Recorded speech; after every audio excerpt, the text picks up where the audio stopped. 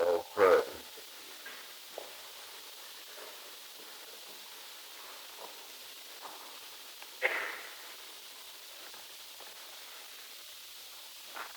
Thou art here among us, thou art here around us, thou art here in us. And I believe the way I feel tonight that you're terribly in earnest about your world, about this prayer broadcast, that you're going to draw us into the partnership of helping save the world tonight. You're going to help us discover one of the ways you can do it.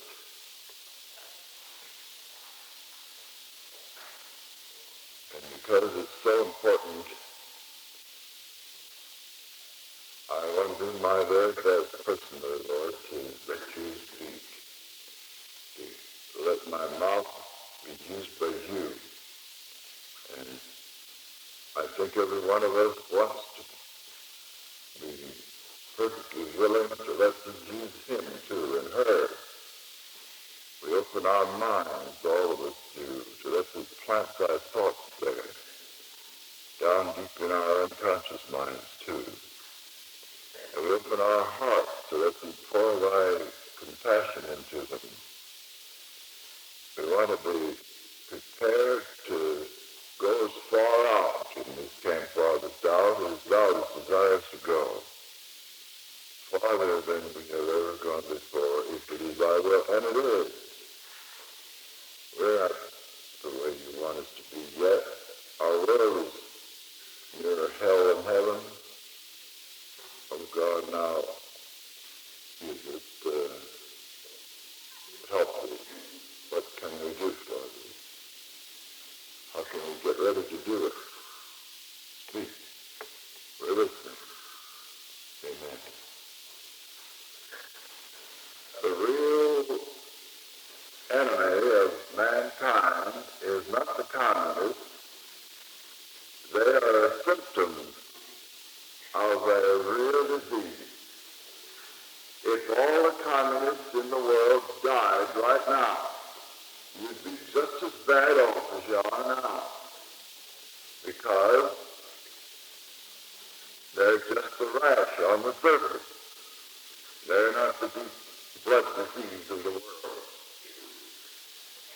The real trouble with the world is that half to two-thirds of it is hungry. That hunger of body and mind too is caused by their ignorance. And there is a vast gap between the educated people in the world and the ignorant people. We are almost all educated, all of us in this room are, and almost all the people in the United States. 10 million aren't, but that isn't very many in 180 million. But on the other side of the world, where those black stripes are, half of the world are unable to read and to write. They are illiterate, and they are hungry, and growing hungrier. I told you why that was the last time. Because the population of the world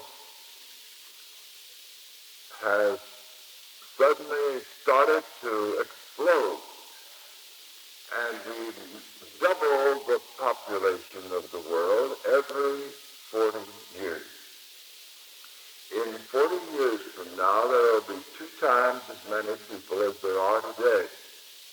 In 80 years from now, there will be 4 times as many. Or is it, let me see, I guess that's right. There will be, I'll name them. There are 3 billion now, in 40 years 6 billion, in 80 years 12 billion, and then the next one will be 24 billion. Well, it won't be long before there won't be any standing room on this earth. At our prayer group, we had the funniest prayer group I've ever been in. We prayed a little while, and then we got discussing what to do about this world. We were praying about it, and then somebody said, well, can we ever keep up with the rising population if we don't have some kind of family planning? And instead of praying, we discussed that the rest of the period. And what that woman said is absolutely true. There's going to be family planning. One of the most ridiculous things in this whole world is the idea that we ought to have families we don't want. And I'm very glad to say that in Protestantism, nearly it's almost unanimous now, that's Christ, that we're going to have some kind of family planning. You shouldn't have babies unless you think God wants you to have them.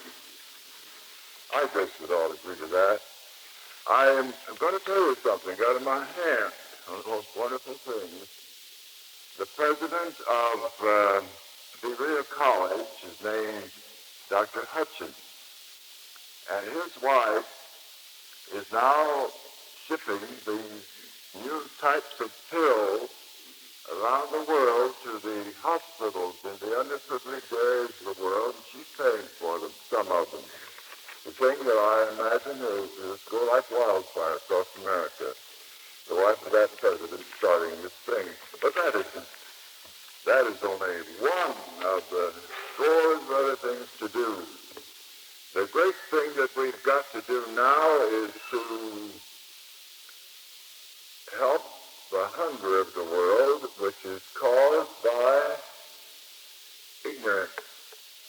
Mr. Nehru was invited by the National Christian Council of India to come and tell them why he's stopping missionaries in India.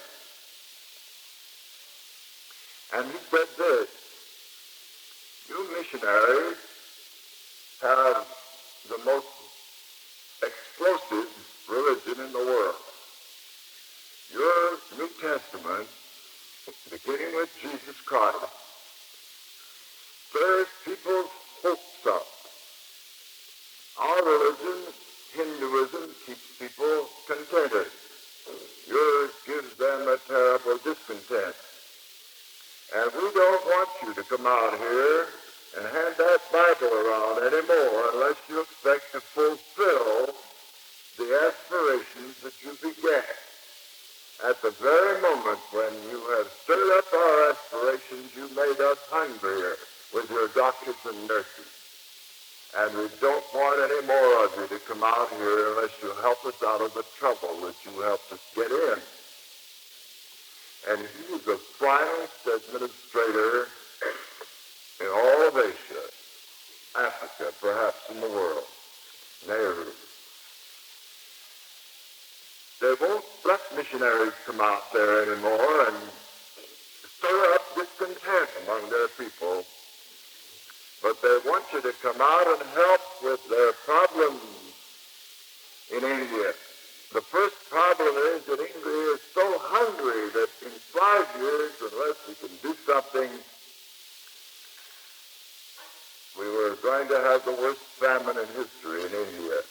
That comes from the Ford Foundation, and nobody denies it that I know of. We're headed for that.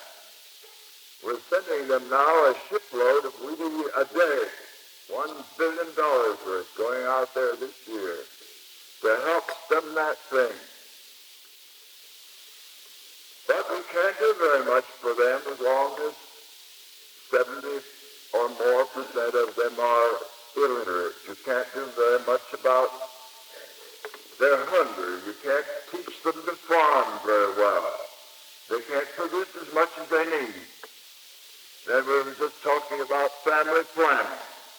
Well, all the educated people in India are practicing family planning. They have children only when they want them, but the illiterate people don't know how, and it's going to be mighty hard to train them.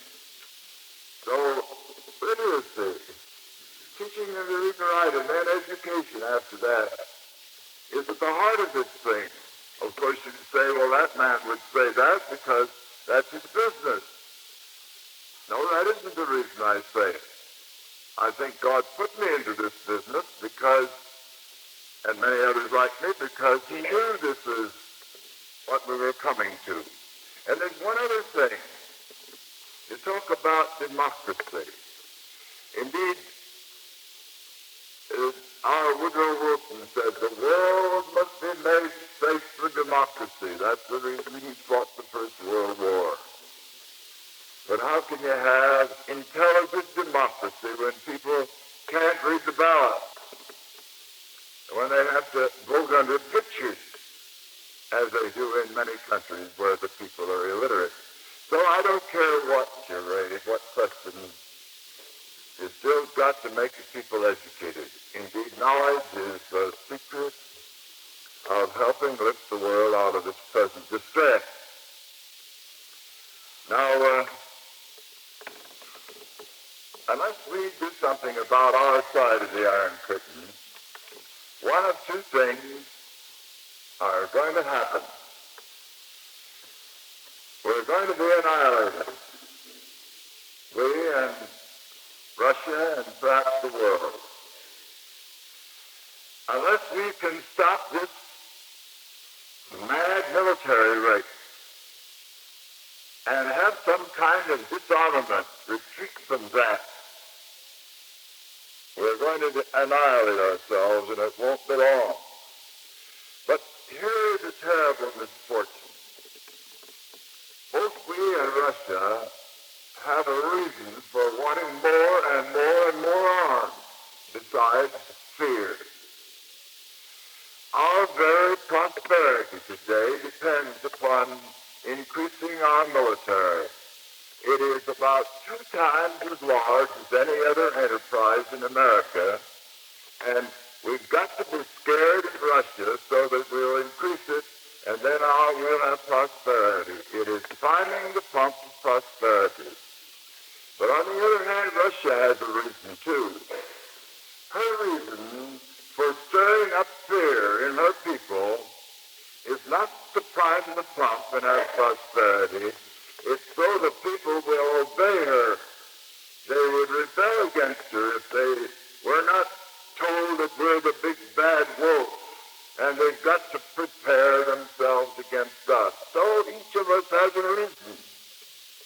And that is a terribly unfortunate thing in an hour when we've got to find a way to reduce our armaments. I got a most magnificent article from Dr. Armstrong. I hope by this time you've got acquainted with Dr. Armstrong. He's one of the really outstanding men in our camp. He's a dentist. And he gave me an article by John and Helen Hiley. If there were time, I would read it all. It is written to Mr. Kennedy and to Mr. Christian. They both are getting it.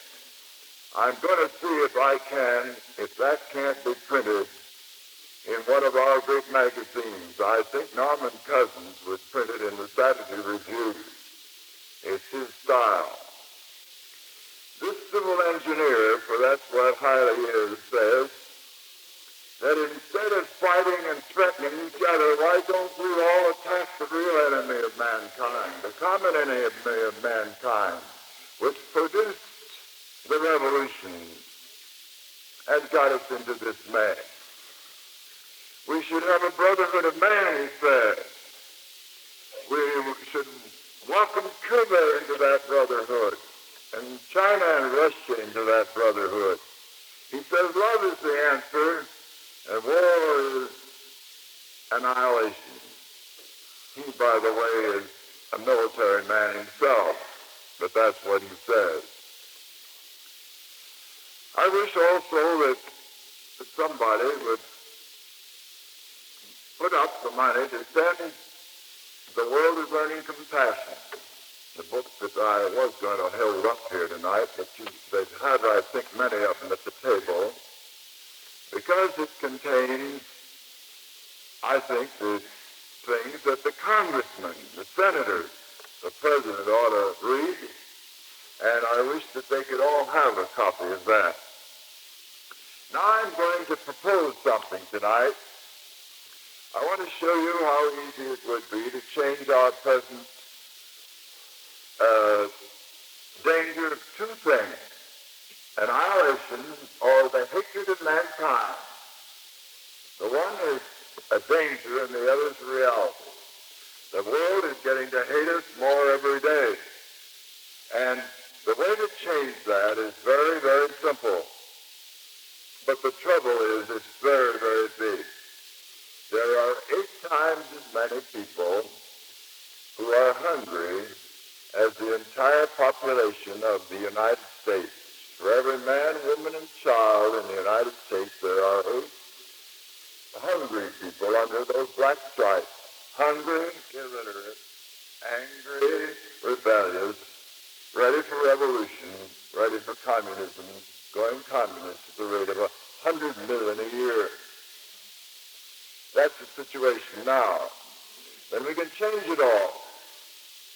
I want to show you now, let's do what Jesus said a general must do. If he's going to war with somebody, he must count his forces to see whether he can go. Let's count ours.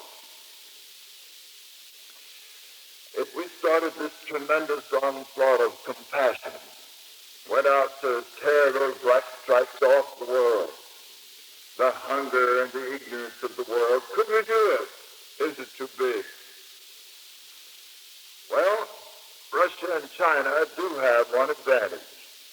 That is, they're way out ahead of us, as I told you the other day. Russia's got her job of making them literate finished. And her job of educated people lifting themselves up is going ahead.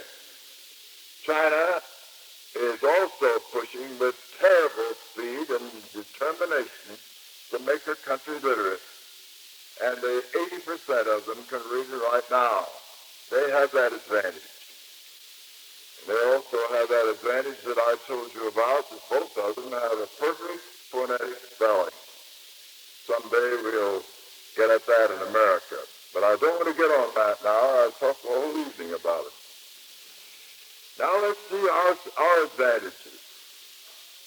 First of all, supposing that America made up her mind that we'd have an all-out nationwide attack of kindness on Latin America.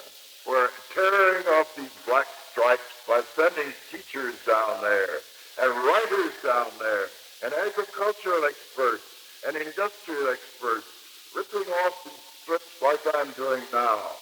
Supposing we decided to do that all over Africa, all over Asia, could we do it? Yes. In the first place, every one of these nations will welcome us if we come to do that without asking for them to sign the line, any Yankee bargain, like we have been doing up to this time. Helping them not because they're on our side and refusing if they're neutral, but helping them because they're in desperate trouble, like the Good Samaritan helped the man who had fallen among thieves. This world has fallen among thieves, and it's getting worse all the time. And if we went out to do that in the first place, all these nations would welcome us. How do I know that? I have worked in 101 of those countries. There's nobody who will be here among you who has worked in that many with illiterate, nobody in the world. And I know what I'm talking about. This is my business. Every nation there wants us. My friend Monroe is my correspondent around the world, and he keeps writing all day, every day to the nation. Anywhere we want to go, anywhere we want to go under those black stripes, they invite us. Why? Because they're good? No. Because they're scared. That's why. They're terrified. About 50 nations were under Europe.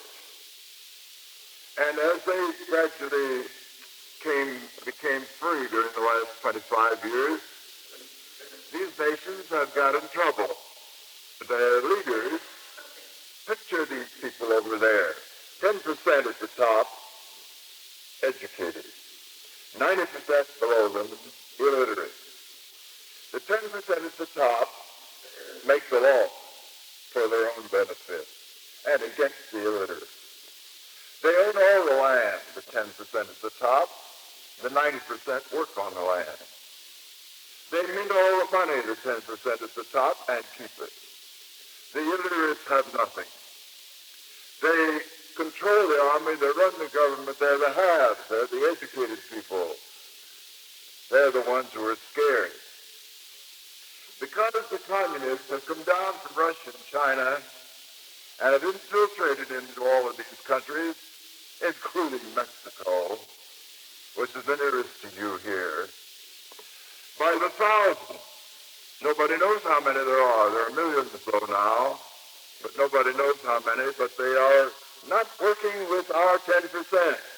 They're working with the 90%, saying to them, we had to destroy the 10% in Russia and China, and then have a socialist government, and you'll never be able to get out of your poverty and own the land or have anything until you destroy the 10% and overthrow them, have a revolution, and go communist.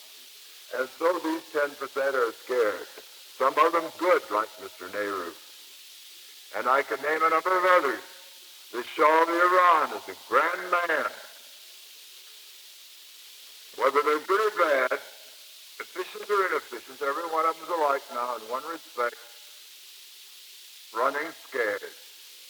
And that's why they want us. And they say so, very frankly, if we come out to help them with their trouble. So, if my country will make up her mind to use this means of compassion around the world, first of all, you got a wide open door. Not a country will shut you out. They all want you. Does NASA want you? I was over there last year in Egypt, and we're having a literacy campaign there. The government officials want us. Name the country. Does Arabia want us?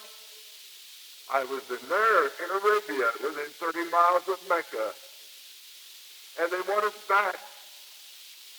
The most remote country on the earth is Yemen, in the southern part of Arabia.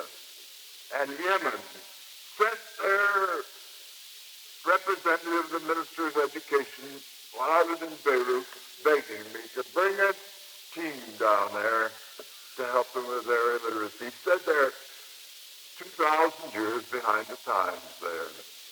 So there's one good news. Now the second is this.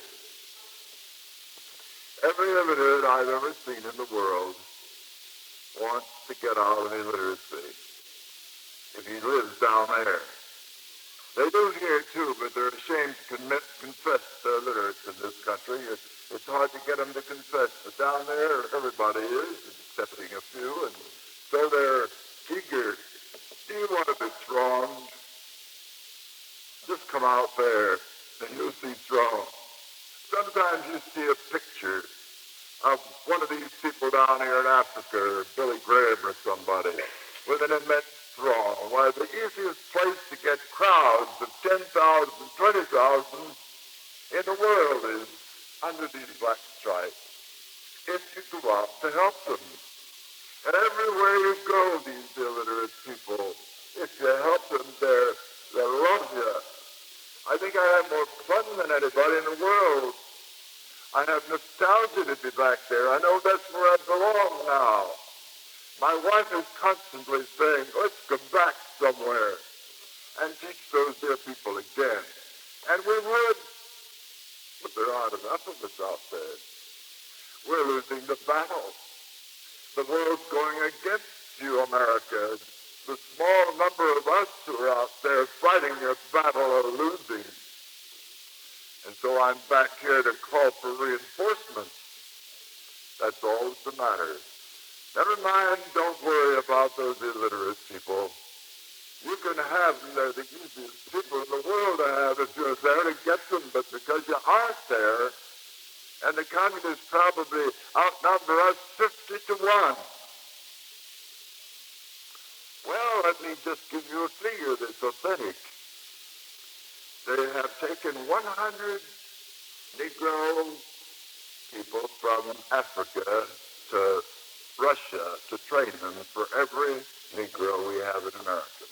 100 to 1. And that's the way they're out. They're out to get the world, and we couldn't care less. That's the way we have been. That's the only reason we're losing it. Now there's another thing, and we have the nations with us, we have the masses with us. The people want us. I can feel them behind me tonight. So often I do, I get a mystical feeling of these poor things, Christ above them, trying to talk through my mouth. How many are there? If you put them in a line around the world, they go all the way around the world. There are so many. And then they go all the way around the world the second time, and then the third time, then the fourth time, then the fifth time, then the sixth time, the 10th time, the 11th time, the 20th time, the 25th time, the 28th time, the 30th time, the 31st time, the 36th time. Want you, but because you aren't coming, they're going to take communism because they're coming up. They used to be supine and helpless. I remember that when I first worked among them. How helpless they looked, how hopeless they looked. Now look at them. The same people, since they saw how we are, our businessmen, our soldiers, our tourists have gone there, and they have heard our gospel. Now they aren't lying down there, standing up. Now their faces don't look hopeless. They look grim. Now their eyes are bloodshot. Now look at their fists. They're clenched. They're coming up or they'll blow the world up. Nicest little people in the world, but they don't tend to stay hungry anymore. So you go and help them, and you've got the inside track. Because you see, these people don't want to wait for a revolution and then the hope that they'll get better off. They've heard about China, which hasn't got better off materially. They don't want to wait for a revolution. They want help now. And if you go and help them, one deed is worth 10,000 communist promises. But you haven't done the deed. And they've given the promises, and they're getting the world. Now let's see about our own country. Within our country, do we have enough money to do this big job? Well, there are 6 times the wealth of Russia in our own country. And we have almost half of the world's wealth. There's plenty of it. I told you about Public Law 480. We've been holding it over there. We couldn't use it. Wouldn't let them use it. It's our money, rupees, other soft currency. And until just about 3 weeks ago, Congress would not let them have that money to educate the people. They could borrow it, but they couldn't have it. And nobody can borrow it. They can't afford to for that purpose. But now, thank God, about $4 billion, if Congress passes this bill, 480, about $4 billion will be released for the United States government to do something toward literacy and toward education. And that's splendid. And then let's take our churches.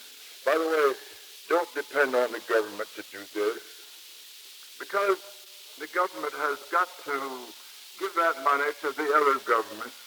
If they're efficient, a few are, India's pretty good. If they're efficient, they will spend it wisely. If they're inefficient, they'll waste it. And if they're crooked, they'll steal it. So don't depend on the government to do this. They call that protocol. Our government cannot go into any other country and do it.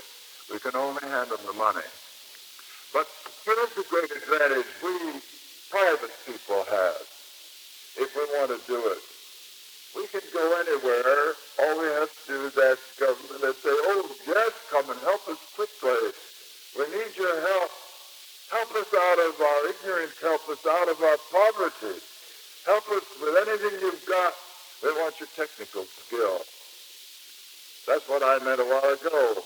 Not the government, but we as private individuals can go anywhere. Some of the good news I haven't told you yet about. President Eisenhower started what he called the people of the people while he was president. Some people, I know who they were too, persuaded him to try that. But unfortunately, he had 40 committees, and he gave every one of those committees to some man hoping he'd get interested. Some man who didn't know anything about it, and those 40 committees were not very good when he was president. But now he's decided to resurrect that.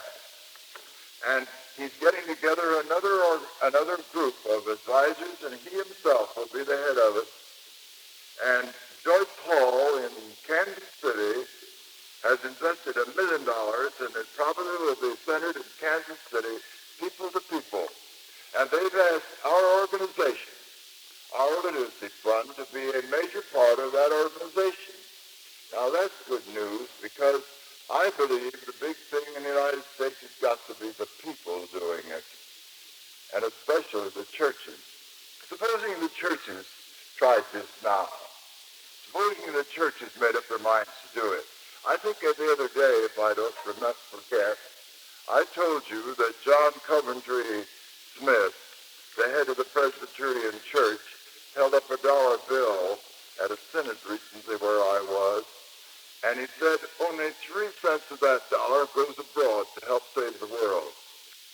97 cents, if you put it in the Presbyterian offering box, stays in America. 3% goes abroad. Well, we can't change that. That's called that unified budget. But we've got another way to get it past it, and that we call a company of compassion.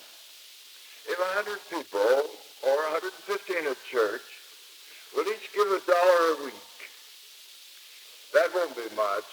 Anybody who can afford an automobile can afford to do that, and you never miss it. About what is giving now in each church, $1 a week could be $52 for one person, or $5,200 for 100, or $7,500 for 150 people. And that church then can send out some representative of compassion around the world. There are half dozen in this room, people who are about to go out under churches in California and elsewhere. And we're going across the United States. Several hundred already of these companies have been started. Supposing the United States decides to do that in an all-out fashion, there are 500,000 churches in America. About 308,000 of them are Protestants, 150,000 of them are Catholics, and 30,000 of them are Jewish. And if the United States wanted to, it would be dead easy for every one of those churches to have a representative abroad. And if they did so, if a man and his wife, that would be 2. That's 2 times 500,000. We have 1 million out there representing the churches of the United States. And then I figured out how much money that would be. Hold your sleep while I tell you. If without anybody suffering at all, if we just did that, we'd have $2,600 million coming from our churches to help save the world. But there are 500,000 schools and colleges in the United States. And these boys and girls in the schools and colleges are the ones I like to talk to about this. My goodness, they want something heroic. They want something big. There's nothing the matter with our young people excepting one thing. They're healthy, they're smart, they're full of surplus energy. That's the reason they got to rock and roll. But there's one thing the matter with them. They don't have a cause worthy of their magnificent potential. You older people haven't given them a cause. We talk about juvenile problems. The problem is, the problem of America has not given them a big enough cause. Suppose they join a church. What do you do to them? Let them pick up the collection? Let them do some little thing in the church, belong to a committee? Nothing heroic about that. Far more heroic to be go out in a football game or baseball or be a criminal. Something heroic and dangerous. That's what they want. But here when you present to them and tell them, children, you've got to go and save the world. It's headed for annihilation or else for slavery unless you get busy at it. They all want to do it. I've been surrounded by hundreds of them just when I told them that. I haven't been to school, I can't remember when I didn't say to them that 1,000 of you here in this high school will give 10 cents apiece. You can have your own representative abroad. That would be $5,200. And they do it. They want to do it right away. The colleges, we ask them for a quarter apiece. And these boys and young people in the colleges rise to this thing like that. I think our young people are better than our old people in America. I honestly do. And I apologize if you didn't like that. But they don't have a cause. There was a series of articles in Life magazine. Does America have a cause? Did you read them? Oh, I did. And those articles said, yes, America had a cause, but we forgot it. That's the trouble. We have a cause. It's the cause that the Lord Jesus Christ started 2,000 years ago. He went out just like the communists are doing now to capture the world, and we forgot about it. We thought Christianity was a way to get our souls saved away from the world. But he didn't start the early disciples just getting their souls saved away from the world. He sent them out to capture it, and they did too. Well, then that's, I've named now 500,000 churches and 500,000 schools. And then we have 500,000 communities and clubs like Rotary and Kiwanis and Lions and women's clubs and mothers clubs and parent teachers associations and all sorts of organizations like that, and other 500,000. And each of them could have a couple going out. 1 million for the churches, 1 million people out for the schools and colleges, another million out for the communities. What I'm trying to do now is to build this whole thing up so you can see that we could if we wanted to. That's all I'm driving at now. Would it be easy? Yes. And then, now, but an army is not made of money. We've been talking about money. There's $10 billion that I figured up like this now. Sounds fantastic and ridiculous. Why? Because we don't have it? No. You know why. Because we don't want to do it. Indifferent, couldn't care less. That's all. But now we need men. Let's see if we've got them. Because if we don't have them, what's the use of getting the money? There's this Peace Corps. I thank God that Kennedy got that idea from men like Chester Bowles, decided to start that. Small, but it's good. But not big enough. It's only 700 this year. And it'll be entirely too late if we wait for that. But here's another group. Around the world, there are 1 million American soldiers. And there's over 1 million. They're scattered over southern Latin America, but mostly Africa, Asia, trying to surround Russia, outside of the United States. And the boys, I don't know how many of them are in this room tonight, or have been in the Army, but they tell me that they're frustrated, bored to death. They have work at shooting or practicing jet planes or something for 4 or 5 days a week.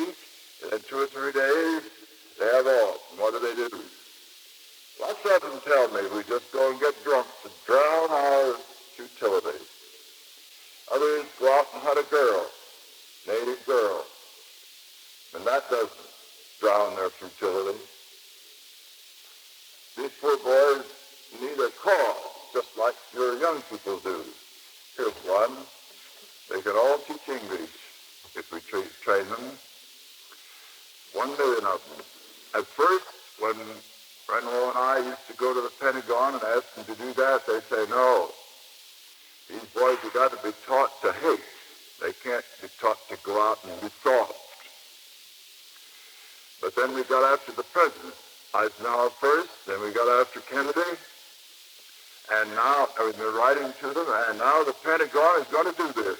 They've asked us to make a kit with English lessons in them, and so that they can send them out around the world. Why don't you applaud? What's the matter with you?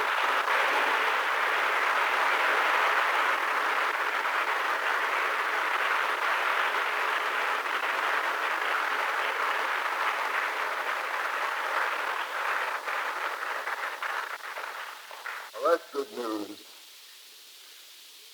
That's a symptom that down in Washington they're beginning to understand what I'm telling you.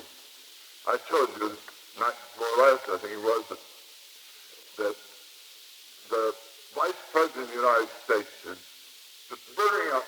If he were here, he's just as hot as I am about this thing now.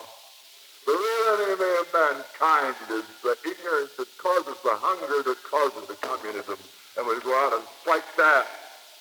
Common enemy of mankind. As hard on our side as they're doing on the communist side. Well, now, not only 1 million soldiers, but there are 10 million or more veterans of all countries, of all wars, and they're organized. And they have written to our organization, one of the leaders of them, saying, why don't you train the veterans of all these wars to teach in their own countries, their own languages?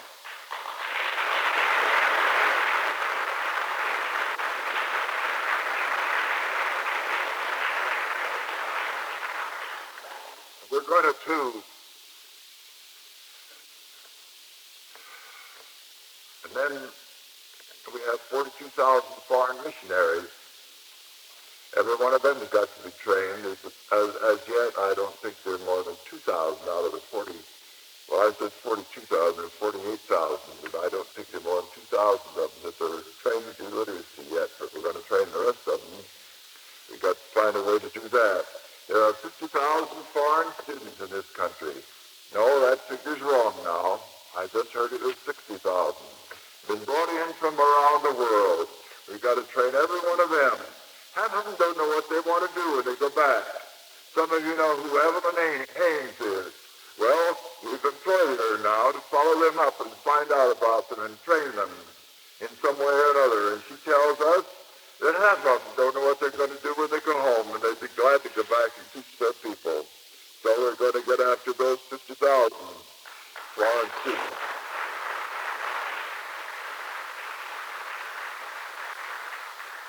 What we're doing now, while ago we were seeing how much money we had. Now we're trying to see whether, if we wanted to do it, we have the manpower. Well, there are about 5 million retired school teachers in the United States. And I think there are enough retired school teachers in California to save the world. But they're coming out here to dry up in the sun. And they'll die sooner than though they were out there. They're healthy. I'm not ashamed to call on these older people. I don't know whether I ought to tell you how old I am, or you might not let me talk any longer, but I'll be 77 next month, and I'm not going to dry up. I've decided to...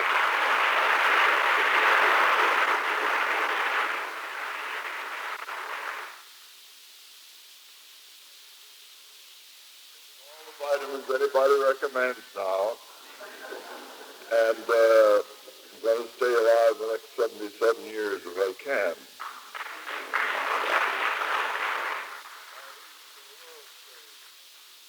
And then there are another 5 million technicians that aren't school teachers, like writers and agricultural experts and businessmen and professional men and women of all kinds, retired. That's 10 million altogether. But here's another equally large number of young people burning up for something heroic, something magnificent to give themselves to, something worthy of them. I'll bet a lot of you young people in this room have not yet seen anything that really sets you on fire and makes you want to do something magnificent for the world. Well, this is it. So we got plenty of young people, as many as we have of old people. Well, altogether, I counted them before I came here, I've named 35 million people right now. What am I trying to talk about? World wide open. Nations want you, governments want you, people want you. 6 times as much money as the communists. Plenty of it. Everybody could, if we just took part in America, we'd have so much we wouldn't know what to do with it all. Plenty of people, Americans and others, ready to do this thing. But how would we train them? Well, that is a problem. We've got 100 workshops and training schools. There's going to be one right after this is over up here in Berkeley, a workshop to train illiterates. And train not illiterates, but people to teach illiterates. And then we've got them all over the country. I just came from Chautauqua, New York, where we have a magnificent group of people being trained there. But that isn't enough. We're going to multiply that by several thousands. We're going to have them all over the country. There's going to be one in Southern California University before long, and many places over the country. It's amazing how many there are that are popping up all over this country. But that isn't enough. That's only the beginning. We've got one and only one school yet to a correspondence course, and that's Barry University, but we can have more of those. Then I think beyond all of those, if we're going to get out to these thousands and thousands, all these missionaries, all these soldiers, just like we're building a kit up now for the American Army, we've got to have a kit. Back there in that, one of those books, there's one called Toward World Literacy. My son Bob and I wrote it. It's the official textbook now for training people to teach and to write for these new literates. And we're going to add to that book, another one called Literacy's Evangelism, showing how we can win the world to Jesus Christ while we're teaching them, if we teach them the right way. Someday I'll tell you all about that. It's wonderful. It's the new way. Never won't let you in there if you just come to preach. But he'll come and get you almost if you come and teach. And then while you're teaching, you can win them to Jesus. It's the way, I'll tell you. And that book will be with that big one, there'll be that little black one called Literacy's Evangelism. And then we'll have a textbook in English or in some other language. And we're sending them around to all of these people as fast as we get $5.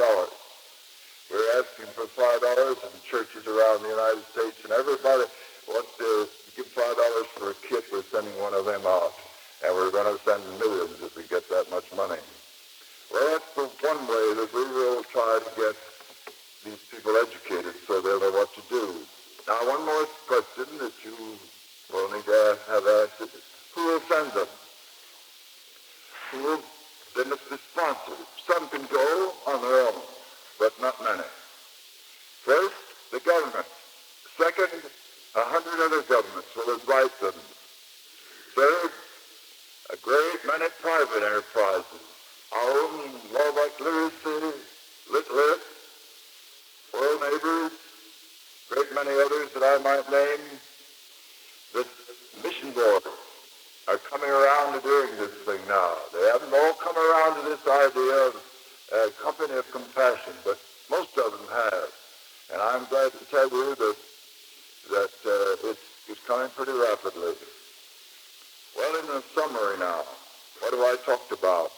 First, what are our advantages over the communists? 10 to 1. We have 10 times the advantages they have. First, we have the money.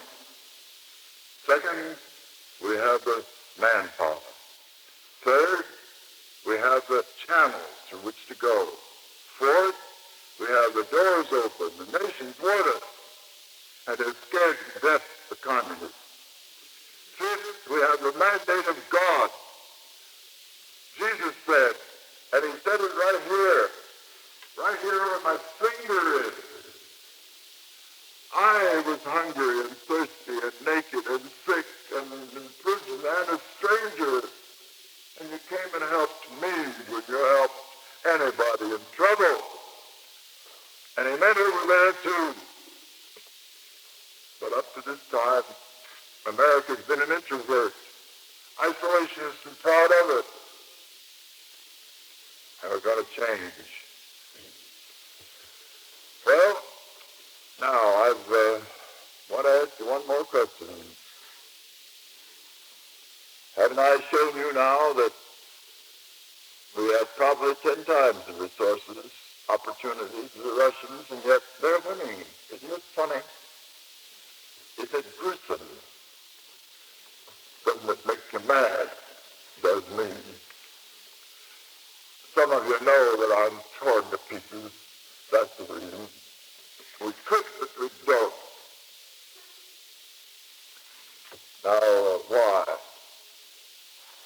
With all the money, all the resources of the opposition, very little. Well, what is it? Just one thing, my friends, just one thing. Indifference. Couldn't care less. Let somebody else do it. That's been the trouble in the United States. Mind you, I'm not scolding you. This room isn't that way, but your country out there is. Now we've got to turn from indifference to compassion. I believe that we've got to repent and see that we've neglected the world. We've got it into that mess, and now we've got to get it out. And we've got to do it, or it will turn hated. We've got to do it. And it's God who asked us to do it. Now, it's got to start somewhere. Do you think that's going to start in Washington? Well, I'm glad to say that there are some over there. I love that man Humphreys. His heart's right. He's a great Christian who wants to help the world, and there are some more. But don't expect it to start there. That'll be the last place where it will finally take hold in a tremendous way. It ought to start in the CFO. This is a place where the fires of compassion are begotten. That's what the CFO is for. We're supposed to be the farthest out, and we ought to start this thing. This CFO here, I'm hoping, will set such a fire of the Holy Spirit going in the United States that all America will catch fire. And then the indifference will burn out, and in the place of it will come a great compassion, a great passion, a great vision, a great glowing call to go and change the world.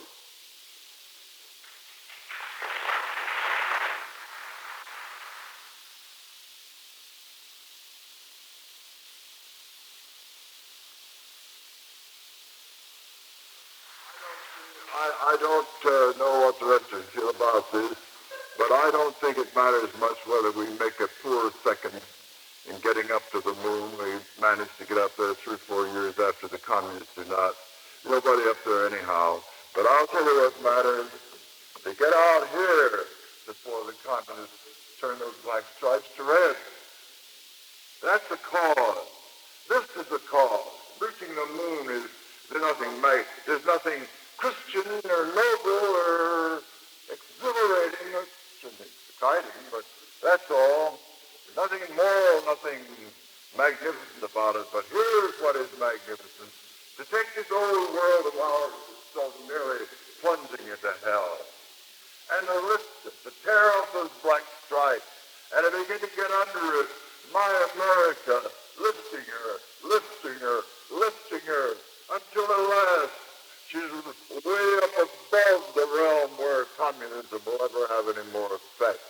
To make out of my nation, my world, the greatest planet the universe has ever known. That's noble. That's Christian. That's what Jesus started.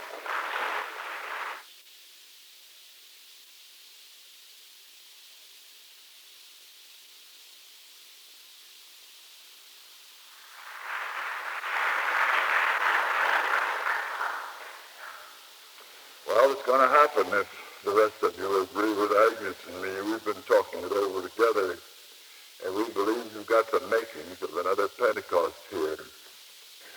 And this will be a real one, another revival, different a little bit from Billy Graham, because Billy Graham's revival leads people to come up and give their souls and repent and get right with God.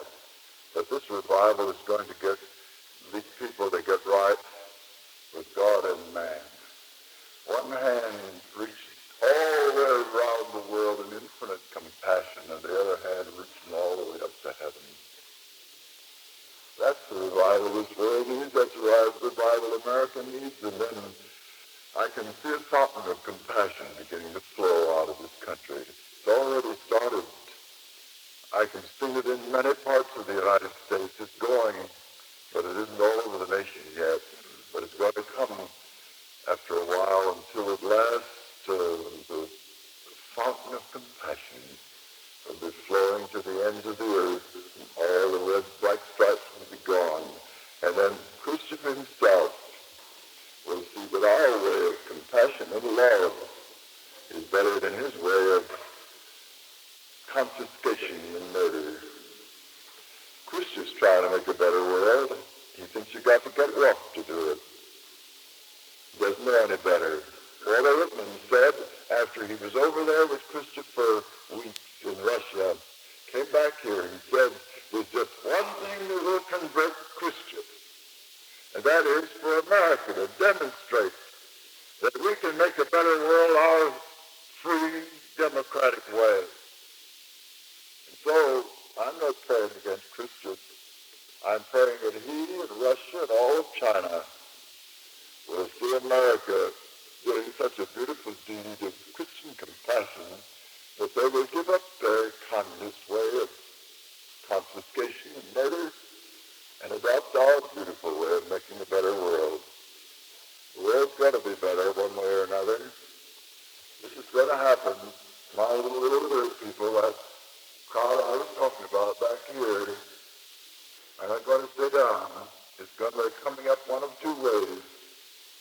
Either we who have compassion, we who are educated, are going to reach down and help them up, like this, or else they're going to reach up and destroy it. And they're coming up that way. The hate way, the love way. What's our part in this thing? Well, tonight, the part that I want to ask of you, last night I was talking to you about writing letters. Now tonight I want to talk to you about starting a prayer. It's got to happen that way. We've got to pray down a new revival 1,000 times higher than, wider and deeper than Billy Graham or John Wesley or Martin Luther's. A revival that will reach around the world in compassion. Now what can you do? First begin to pray until you hear God tell you what else to do. And I know what he'll tell you to do. I believe before long you'll have burning in your eyes. I think I feel it tonight. Oh, how I love you tonight. I don't know that I've ever been in a meeting where I feel such empathy, such like to hug every one of you. Because I believe you understand and sympathize and would burn like I do. And it's the Holy Spirit burning in you. It is in me, and it is in you. It's the Christ in you burning. And I think that you will begin to feel like David Lloyd Garrison before the Civil War, when he said, I will not be silent, and I will be heard. It's not enough for us to be right. We've got to be strong as well as right. And we'll be strong when we get enough people with us on our side burning like we are.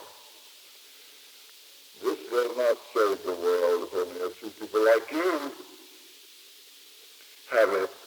So pray and then tell other people, pray that God may make you a writer, like David Lloyd Garrison, or a speaker.